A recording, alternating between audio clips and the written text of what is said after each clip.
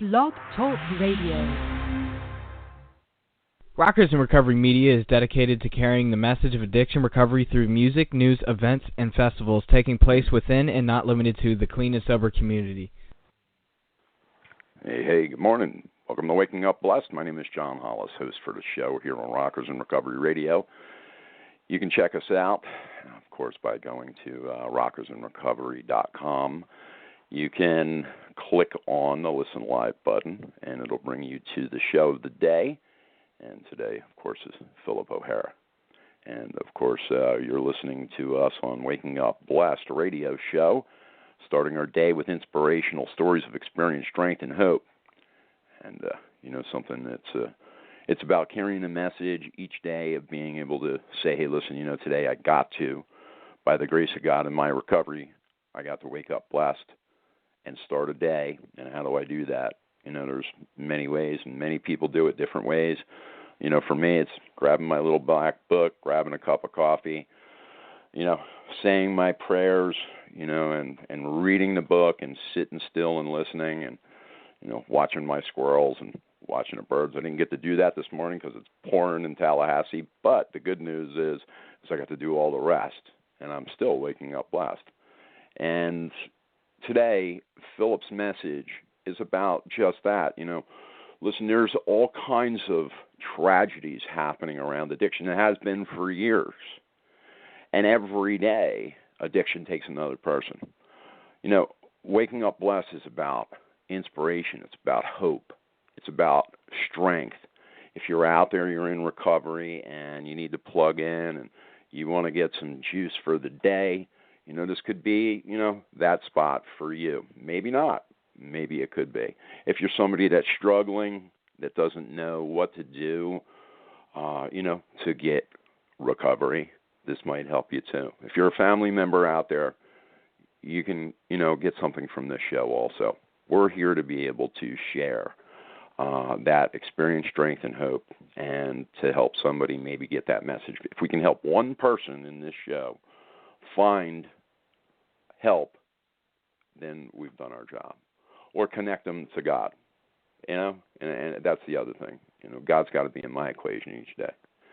So I want to thank everybody for tuning in and being a part of Waking Up Blessed. And I'm going to bring on Philip, and we're going to start talking about Waking Up Blessed. Philip, welcome to the show, and thank you for taking the time this morning to be on the show. How's it going, John? Thank you. Thank you for asking me to come on. Yeah, man. Hey, listen, I've watched, for, years, you working a program and doing the things that you need to do. You came to one of our events and spoke at one of our events this past November in Pompano Beach, and you have a great message of hope. But, today we get to wake up blessed and we get to move forward with our day. What is it like for you? And if you had to put a tag on Waking Up Blessed, what would it be for you? Well, for me, just yesterday, my county in New Jersey, Monmouth County, announced a program where they will be having recovery coaches going into the county jail and getting in front of inmates before release and offering them options to get help. We all know that people leaving incarceration are most at risk for overdose. So, I went there yesterday, and afterwards I was asked to walk the halls of Monmouth County Jail, which I was incarcerated at one point, and give a tour with the sheriff of Monmouth County. And I woke up this morning, and I'm just kind of still in shock that I was right outside the pod that I was locked up in. It's like those are the moments that you really sit here and say, like, wow, this is a real turnaround in my life. So yeah, this morning that was really on my mind. And the other thing I do first thing in the morning is a lot of motivational videos and stuff like that. Okay. There's a man, Les Brown, and one of his videos he was talking about how the human brain upon the first 20 minutes of waking is running at 10.5 wave cycles. So the subconscious mind absorbs in those first 20 minutes what it listens to, and it'll directly affect the outcome of your day. So waking up and having that positive motivation first thing in the morning, it's really what sends your day in the right direction. And you know, not every morning we could do that. And sometimes, you know, you wake up, your alarm's late, and you got to get out the door. And sometimes that happens a couple of days in a row, and you're not able to do your routine. And I don't know about you, but I could see that effect in my day when I don't take the time for myself in the morning and I just rush out there. I can feel it throughout the day. Put a couple of those days in a row, and it's like, what's going on this week? And you know, you really got to recognize you're out of your routine. Yeah. Yeah, it's, you know, something, it definitely affects the day. There's no doubt about it. I've gone through the same and similar situations. Life is life, and, you know, some days your feet hit the floor and you don't do all of the things. And it's, you know, something, I can do a partial thing. I have this, like, ritual that I do, and I can do, like, some of it because maybe I'm in a hurry. But here's the deal. I definitely can feel the difference by not sitting down and doing everything that I do and what has helped me for years. Absolutely. It's like half measure. Absolutely. And yep, absolutely. And then, you know, what happened, something that I found, you know, in my recovery is, you know, stuff in my life got really good. And, you know, when everything is going great, you kind of fall out of your, I'm in this routine that I figured out in early recovery. Now I can start doing this and start doing that. And it was actually like a couple of months that I hadn't listened to any motivational stuff. And I was wondering why I had so much anxiety and so much fear. And then it hit me like a ton of bricks. When was the last time you did any self-care, self-development, you know, in that motivational space? You know, going to meetings and all that, that's great. But, you know, that was part of my routine, and I just kind of got away from it. And since I've gotten back to it, it's just that was the missing piece. I was in a meeting yesterday, and I heard a girl talk about, you know, she had went through the 12 steps. She was doing everything, but she wasn't praying. And she was wondering why. She was wondering why everything wasn't really working. And it was really an amazing story. What had happened was her father ended up passing. And you know, she was really, really grateful for the rooms. You know, everybody was at the funeral. But after the father passed, that's when she began to pray towards the father. And, you know, so now she had somebody to pray to that she could really cling to. And it was just a very powerful story of you know, how his passing, you know, helped her pray. And now she prays every day, and you know, she truly feels that she's talking to her father and that he's hearing her. And it was a really good, it was a great meeting to be at. It really was. You know, the cool thing about, and I'm glad you brought that up, because the cool thing about our literature, you know, if you look at the 12-step literature and even other literature, spiritual literature, there are going to be times where we are not on that beam and we're finding it hard to pray. It tells us that, and we just do it and force it, and you know, and it will come back around. And I've seen that over the years for myself. And listen, you know, there are life on life's terms happen, and when you have a collective storm of all of those things, you know, you can get angry at God. I've been angry and pissed off at God, and you know, just that thought of, you know, praying to him turns my stomach.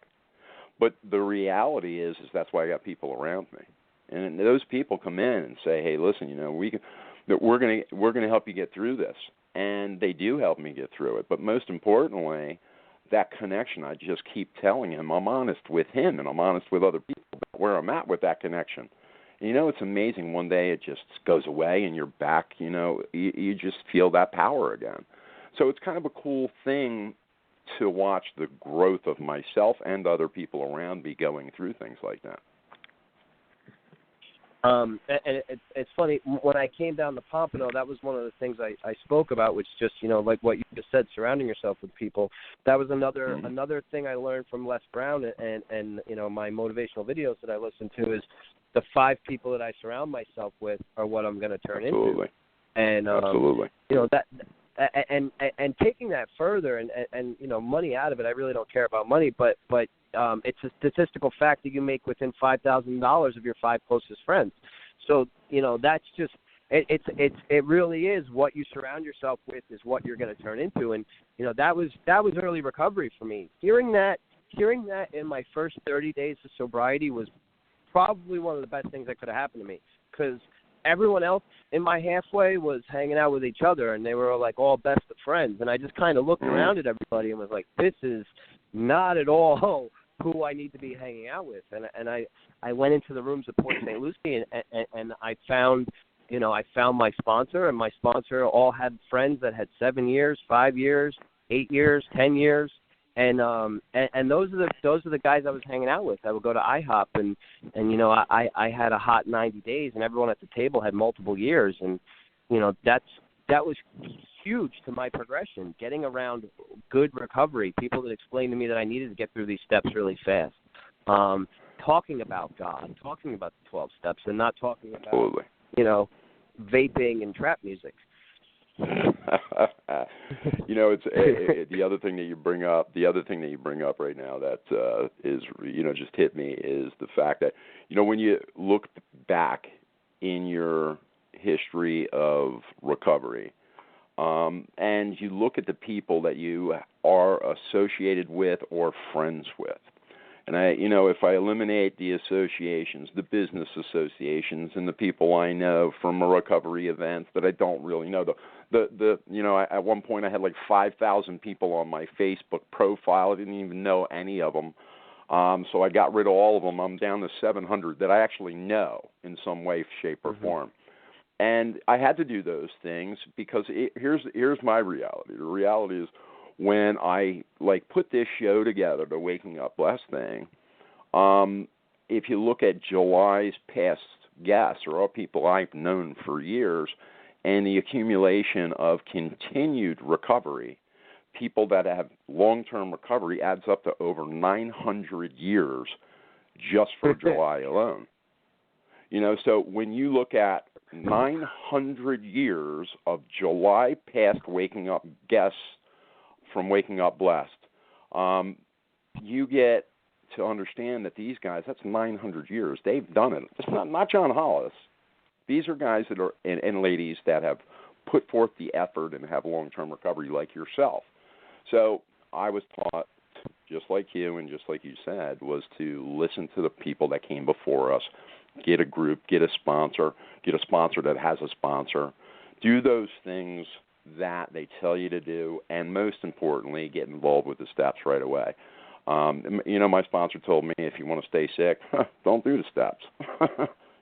If you want to get relief, get involved right away. Let's get to work. Absolutely. I bounced in and out for 7 years. I started coming into meetings, and I heard meeting makers make it and all that. Okay. I looked at the steps on the wall, and it was like 1, well, yeah, duh, like okay, and then 2 through 8, nah, I'm all right. 9, let's go call everybody and tell them that I'm better, and then and I never really understood the steps. It's a lot to look at on that wall and really grasp without anybody sitting you down and talking to you about it. But, finally, after I overdosed in 2016 and I had gotten down to Amethyst, they started taking me to an outside meeting, and there was a young people's meeting on Wednesday nights, and I saw people that were actually happy. They had smiles on their faces, and they just looked like they were happy people, and I kind of wanted that. And so when I got out of treatment, and that was where I went to that Wednesday night meeting, and I met someone that said, this is what you need to do, and I was willing. I was willing, and I called them, and we got to work. And I'm grateful when I hear other people talk about, my sponsor has me doing affirmations in the mirror, or I have to wait 90 days, go through my steps. I kind of my face, my hand hits my face, what is going on? I'm really grateful that I had somebody that really had a grasp of how they used to do it back when it originally happened, and that fast and vigorous is how we need to get through these. and I was through my steps in 30 days, you know, and I'm grateful for that. I'm grateful for the man that took me by the hand and, you know, had a part in saving my life. Yeah, it's very cool. You know, 3 years ago, I had the opportunity with Lyle, a buddy of ours, Lyle, and he there's in Leesburg, Florida, they have a conference or a retreat that they do every year, and it's about the way Clancy from Ohio put together going through the steps within a couple of days and getting the way that they used to do it back in the day. And it's an amazing process. And you know, I can go through that whole thought process of, hey, listen, I have heard people say, don't, you know, do a step a year. You know, what's up with that? Stay on your first step for the first year. What's up with that? If you're going to stay on your first step for the first year, you're going to be the same sick person and probably use. You know, you might hang in there, but if you're not moving forward in your steps, immediately cleaning house and helping others and doing the things that you need to do to maintain your recovery on a daily basis and to spiritually grow, continue to seek God, you're going to stay the same person. I was on the phone with a friend from high school that had been struggling, and you know, I don't know where exactly he went to meetings, but we're talking, and finally he goes, well, how much time do you have? And I was like, I just got 2 years. And he's like, oh, well, then you're not even allowed to be sponsoring people yet. And I was like, what? Who told you this? He was like, yeah, you can't sponsor until you at least have 5 years. And I was like, oh, man, we really need to. Can we go to a meeting, please? We gotta talk. We gotta take you out. We gotta talk. You know, and you know, history is something I've always been interested in. You know, and so I'm also glad that my sponsor gave me a good amount of history of how it Absolutely. was done in the beginning. You know. Philip, that being said, in your trials and tribulations, let's say, you know, the Mars, you know, ran into the moon today and it totally affected your whole day. What would you do? What are some of the things that when crisis happens you do to stop and be still and deal with those issues? This in my head sounds really corny, but the word surrender comes to mind. You know, like when stuff is really, really, really bad. I'm in the last couple of years since finding this new way of living is knowing that I can't control the outcome of things.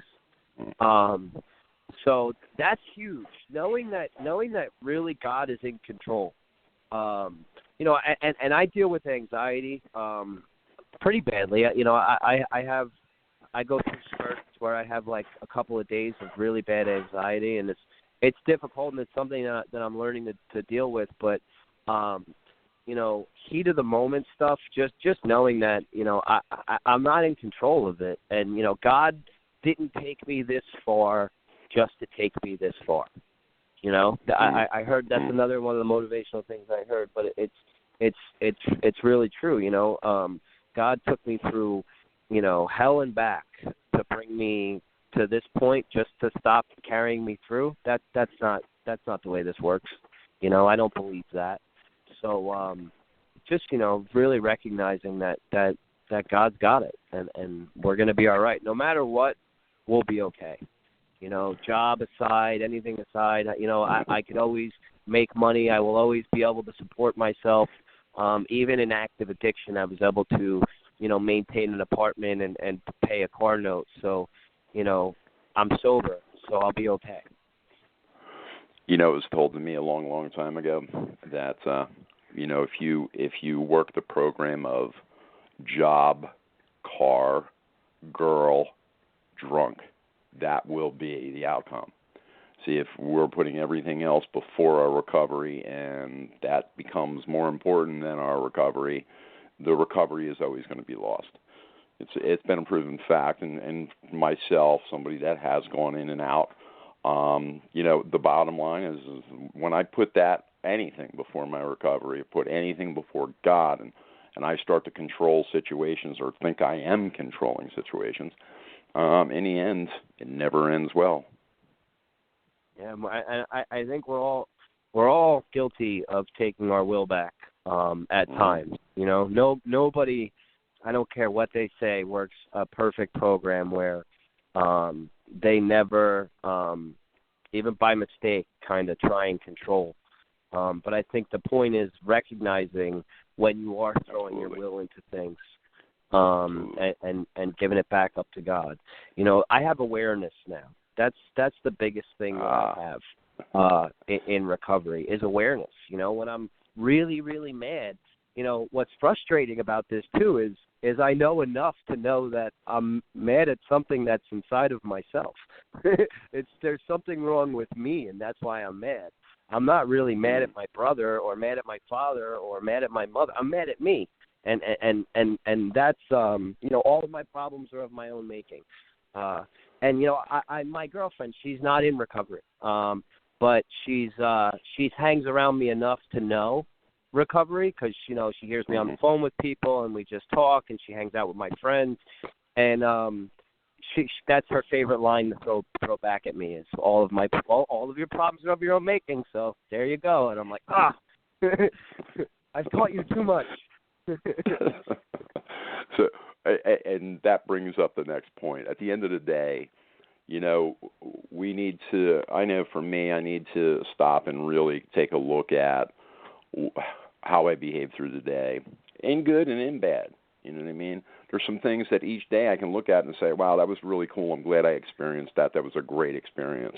There's other ones that I say to myself, man, why did I say to that person? And I have to, you know, call that person and say, hey, listen, I didn't mean it that way, or, yeah, I meant it that way, and I'm sorry it came out that way, or, you know what I mean? I just have to clean that stuff up. And what do you do? How do you do your end of the day? How do you work that? And how do you look at your day? Well, this is God calling me out. So there's an app, this 10-step inventory app, that I really like. But a problem with me is a lot of times I go to bed without opening that app. And there's been times where I've let stuff pile up, and I end up feeling like I have a giant hole in my chest or something that I need to get out. And so that's one thing I do need to get better at is getting into my night routine and clearing my day better. Because I'll let stuff go for a few days until the anxiety really gets at me, and then I pick up that phone call and say, because that stuff eats at me. Even if I wasn't rude, but like in my head I sounded rude, and like I had no intention of being rude, I'll think about it. And I'll like obsess over it, and you know, that's kind of like us as addict alcoholics. Like that's kind of like part of our brain, you know.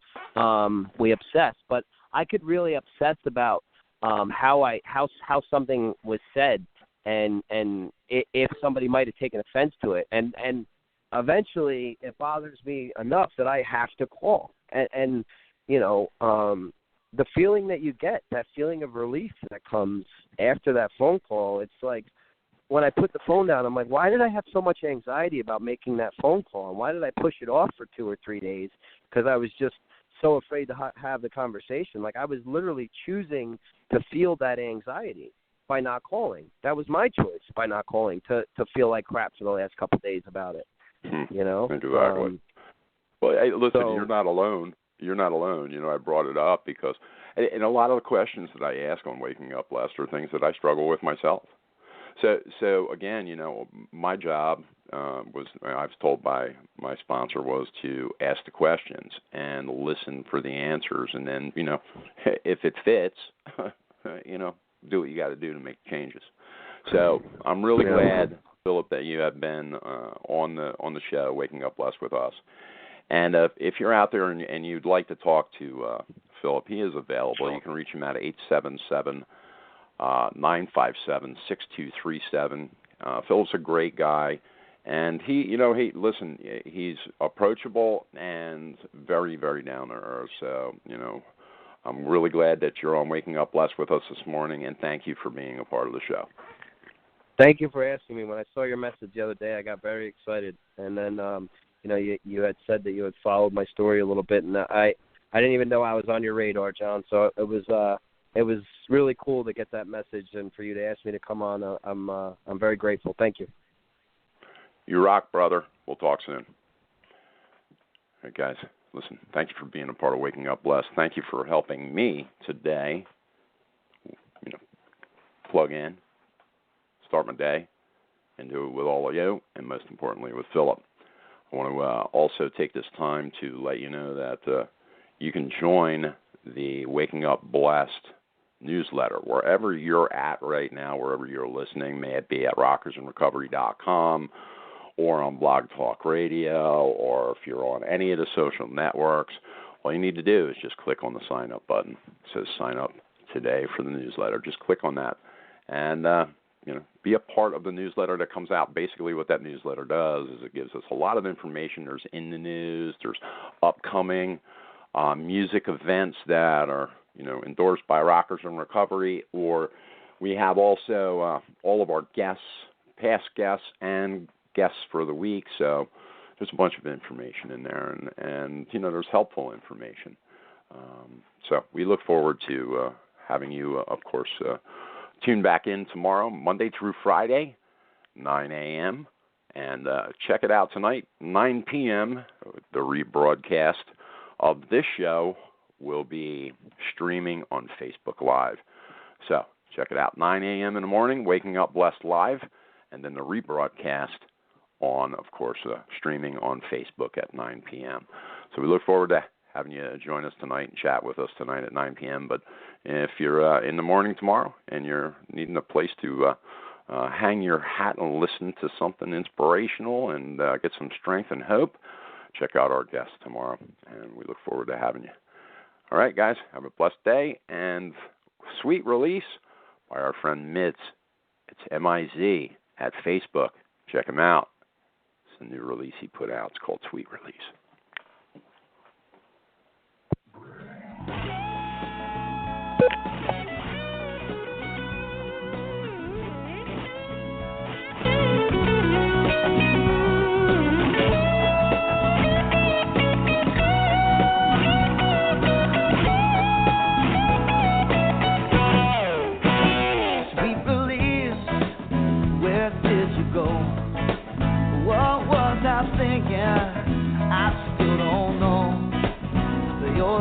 Dawn, and it breaks my soul. My sweet release, where did you go? Autumn days have come and gone. The snow has covered up the road that we were on. The sky is still, and the nights are long. Every day seems like a year you've been gone. Now my days are numbered and it feels I'm finally free. It won't be too long if you could only stand by me. This love is never ending and my soul will never die. Does it really even matter if we had goodbye? Pretty eyes, angel face. Your love is something that my mind cannot erase. Long, long hair, you let it down. Makes me feel like I am lifting off the ground. Honest change, oh, will it last? I'm so tired of being hung up on my past. Like all those nights, stoned and sad. I don't miss it like I miss it. Rockers in Recovery Radio is based on opinion only and is not meant to treat or diagnose any health or mental health issue of any kind. If you feel you need help for any health-related issues, please contact a physician or mental health professional. The opinions expressed by our guests are not necessarily those of Rockers in Recovery. Okay, round two. Name something that's not boring. A laundry? Ooh, a book club. Computer solitaire, huh? Ah, sorry, we were looking for Chumba Casino. That's right. ChumbaCasino.com has over 100 casino-style games. Join today and play for free for your chance to redeem some serious prizes. ChumbaCasino.com. No purchase necessary. Void where prohibited by law. 18+ terms and conditions apply. See website for details.